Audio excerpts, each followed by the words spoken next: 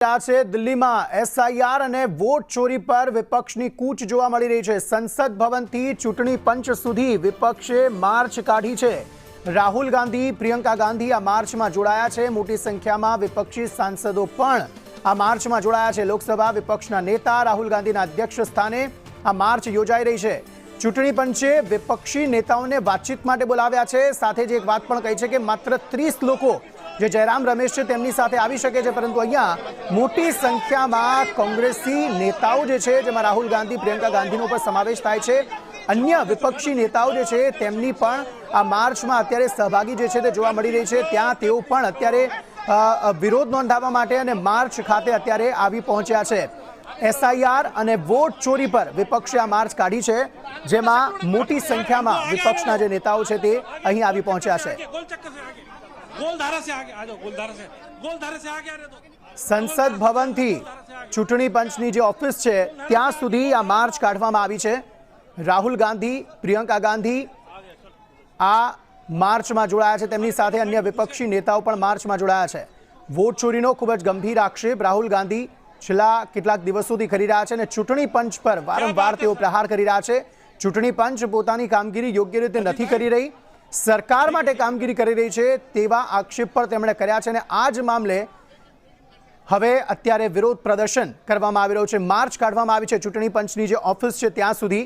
સંસદ ભવનથી ચૂંટણી પંચની ઓફિસ સુધી વિપક્ષ દ્વારા માર્ચ કાઢવામાં આવી છે અને તસવીરોમાં મોટી સંખ્યામાં જે વિપક્ષી નેતાઓ છે, સાંસદો છે, તેમની હાજરી હાલ જોવા મળી રહી છે। અધ્યક્ષતા વિપક્ષ નેતા રાહુલ ગાંધી કરી રહ્યા છે। મોટી સંખ્યામાં વિપક્ષી સાંસદો આ માર્ચમાં જોડાયા છે અને પોતાની વાત જે છે તે મક્કમતાથી રજૂ કરી રહ્યા છે। હાથમાં બેનર છે, પોસ્ટર છે અને વિરોધ અત્યારે દર્શાવવામાં આવી રહ્યો છે। ચૂંટણી પંચે વિપક્ષી નેતાઓને વાતચીત માટે બોલાવ્યા છે। સતત પ્રહારો ચૂંટણી પંચ પર કોંગ્રેસના નેતાઓ, ખાસ રાહુલ ગાંધી, તેમના દ્વારા કરવામાં આવી રહ્યા છે અને તેને લઈને ચૂંટણી પંચ દ્વારા આ નેતાઓને બોલાવવામાં આવ્યા છે।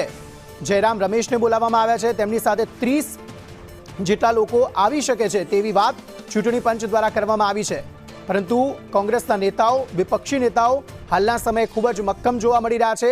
ચૂંટણી પંચ પર સતત આક્ષેપ તેમના દ્વારા કરવામાં આવી રહ્યો છે, તેને લઈને ચૂંટણી પંચ દ્વારા તેમને બોલાવવામાં આવ્યા છે। ખાસ એસઆઈઆર અને વોટ ચોરી પર વિપક્ષ હાલ માર્ચ કાઢી રહ્યું છે।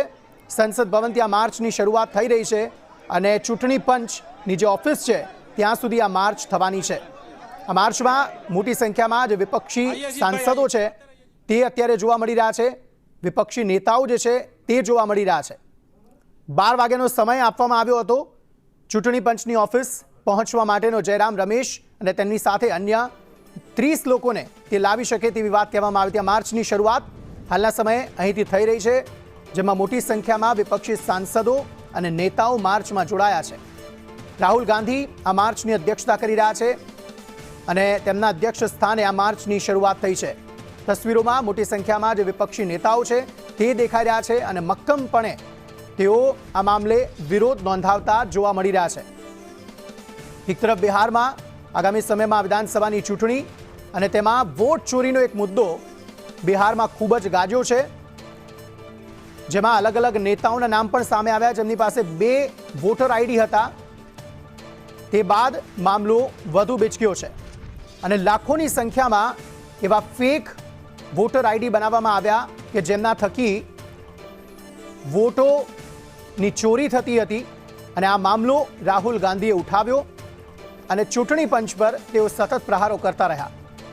હવે પ્રહારો બાદ હવે એ કોંગ્રેસના નેતાઓ સાથે વાતચીત કરવા માટે ચૂંટણી પંચે તેમને પોતાની ઓફિસ બોલાવ્યા છે અને હાલ માર્ચ સ્વરૂપે પોતાનો વિરોધ જે છે ત્યાં કોંગ્રેસના નેતાઓ, વિપક્ષના નેતાઓ હાલ કરતા જોવા મળી રહ્યા છે। અજય યાદવ આ અંગે વધુ વાતચીત કરવા માટે જોડાઈ ગયા છે। અજય, बताइए क्या ज्यादा जानकारी।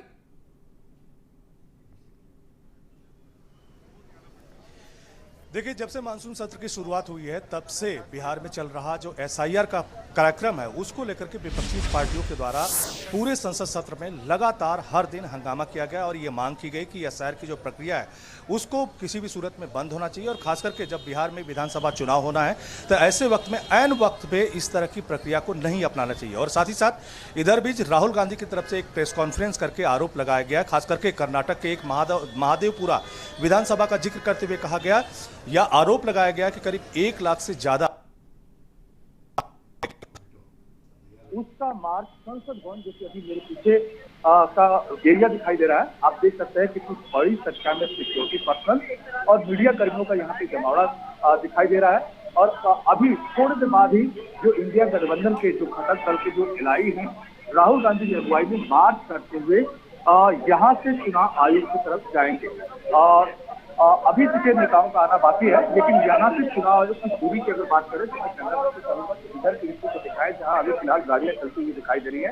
महज 300 से 400 मीटर की दूरी पे चुनाव आयोग का मुख्यालय है और यहीं पर जितने भी विपक्षी दल हैं वो अपना जाएंगे और अपनी बात रखेंगे। और खास करके चुनाव आयोग की तरफ से भी 12 बजे का वक्त दिया गया है और 12 जो विपक्षी दल के नेता हैं उनको 12 बजे का वक्त दिया गया है कि वो अपनी बात एसआईआर के मुद्दे पे रखें।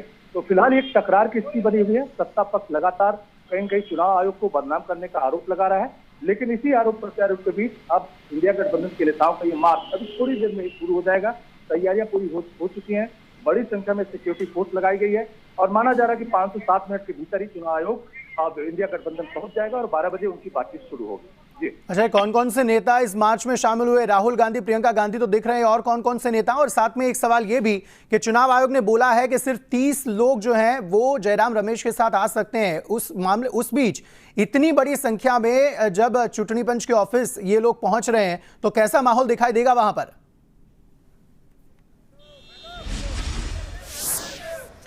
देखिए, सबसे पहले तो ये बताया जा रहा है कि राहुल गांधी जो चुनाव आयोग की तरफ से इनविटेशन दिया गया है उसमें शामिल नहीं होंगे। राहुल गांधी नहीं चाहते हैं कि वो खुद चुनाव आयोग के सामने जाएं, बल्कि चुनाव आयोग खुद उनके सवालों का जवाब दे।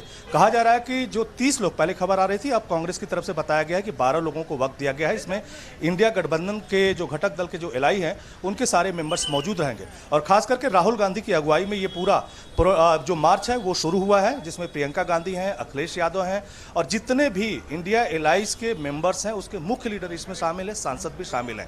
तो ये जो बात है भीतर के हिस्से में शुरू हो चुका है, लेकिन अभी जहां पे बाहर हम लोग खड़े हैं यहां पे आएगा और यहां से मार्च करते हुए महज 5 से 7 मिनट में ही चुनाव आयोग पहुंच जाएगा। और 12 बजे जो चुनाव आयोग की तरफ से वक्त दिया गया है, 12 बजे ये बातचीत शुरू होगी।